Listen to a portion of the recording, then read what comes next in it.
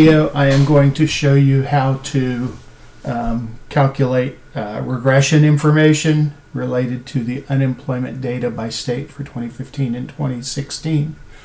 In a separate video, I will have explained to you what it is that you're trying to do with the regression, and then we'll follow up with a video on how to interpret the results. So the first thing, obviously, you open up your spreadsheet in Excel. Very important that you understand that what I'm about to show you, this regression tool in Excel, is only available in the Windows version. And so if you are working on a Mac, you won't be able to find this. And that's why I'm showing this to you using a Windows version of Excel. But basically, the first thing that you do is you go and look under File Options. And what you have to do is add in the little thing that allows you to do Excel. So when under Options, that brings this up. You go under Add-ins. The bottom of that, you'll see something that says Manage Excel Add-ins. You click Go. And we want the Analysis Tool Pack and the Analysis Tool Pack VBA. So we check those two boxes and say OK. Now that we've done that, if we're on the Data tab, you'll see of all of the Excel tabs, we have the Data tab up. All the way to the right, it has added this thing called Data Analysis. All right, and that's where the regression functions are. Before we get into that, though, I want to be able to identify the variables by label that I'm going to be using. And right now we have a problem where we're wanting to do a regression of 2015 versus 2016 data, and we've got the labels in two cells, two rows, if you will. We need to reduce that down to one, and also they're in a date format, which the regression doesn't pick up right. So first we're going to eliminate that second row by just right click on it and delete. So we got rid of the rates. We're going to change these into just a 2015 and a 2016. You'll see when I did that, it didn't really do what I wanted. Didn't show up the way I want, so I'm going to go over to Home and select the format for them to be general. And that fixes my labels. And again, you'll see here in a minute why that's important for you to be able to figure out what's going on, but we use that.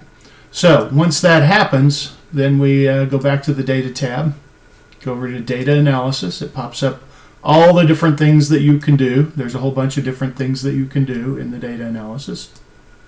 We select the one called Regression, hit OK. And it pops up this regression dialog box that lets us fill out some information, and it'll calculate.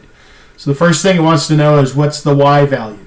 In a regression, the way that things work is that you have X values that are your explanatory values that help you explain why why the Y value is what it is.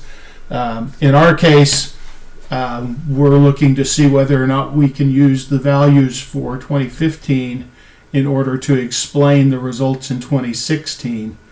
And so we actually want as the Y value 2016.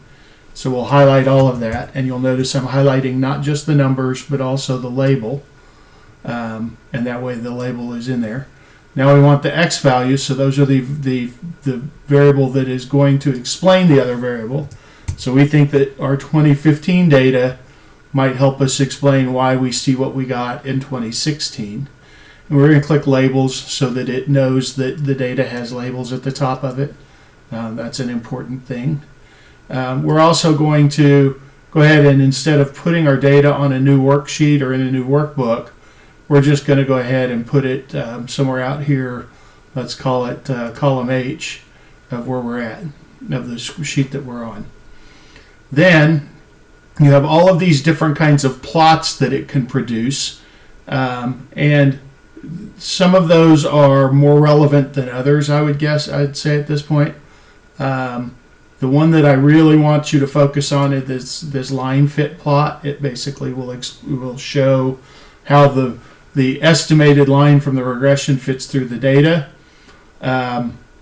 We can also look at and think about some of these other plots if you like, and we can explain what all of those mean in a separate regression or video. So we've selected all that, and we say OK, and there we go. So you got your line plot, you got your residual plot. Those are the two that came up. I'm not sure what happened to the other ones. Sometimes this little macro is a little wonky. Now I know that they say 2015 on top of them. Here you've got 2015, 2016, but generally what you're focused on is that result. So here you have basically calculated all of the results from your regression, and you've provided a couple plots from that. So that's always nice. And from there, we'll go to another video to basically show you what you do with all of that information. So that's pretty much it on this one. Thanks.